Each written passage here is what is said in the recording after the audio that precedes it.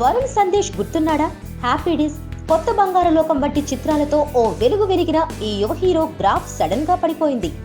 ఆ తర్వాత సినిమాలు వచ్చినా సక్సెస్ దక్కలేదు. దీంతో చిన్న చిన్న పాత్రలు చేస్తూ లైమ్ లైట్ లో ఉండే ప్రయత్నం చేస్తున్నాడు. 2 ఏళ్ల క్రితం వరుణ్ సందేశ్ కి dialogue king Mohan Babu strong warning ఇచ్చాడట. ఈ విషయాన్ని స్వయంగా వరుణ్ సందేశ్ చెప్పడం విశేషం. ఇంతకీ ఏం జరిగిందంటే, మోహన్ బాబు తన వారసులు ఇద్దరితో కలిసి పాండవులు తుమ్మెద అనే మల్టీ స్టారర్ చిత్రం చేశాడు.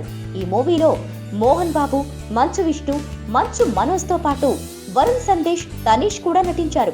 కామెడియన్ వెన్నెల కిషోర్ కూడా మంచి పాత్ర పోషించాడు.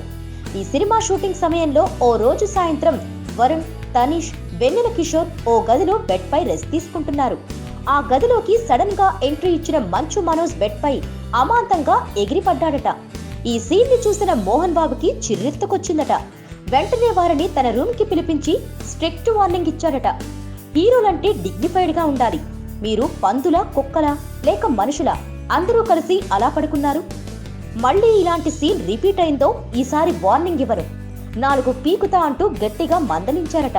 అసలే క్రమశిక్షణకు మారుపేరుగా నిలిచిన మోహన్ బాబు ముందు ఇక ఎలాంటి వేషాలు వేసినా పప్పులు ఉడకవని భావించిన వారంతా సైలెంట్ గా వెనక్కి వచ్చారట. ఈ విషయాన్ని స్వయంగా వరుణ్ సందేశ్ ఓ ఇంటర్వ్యూలో షేర్ చేసుకున్నారు.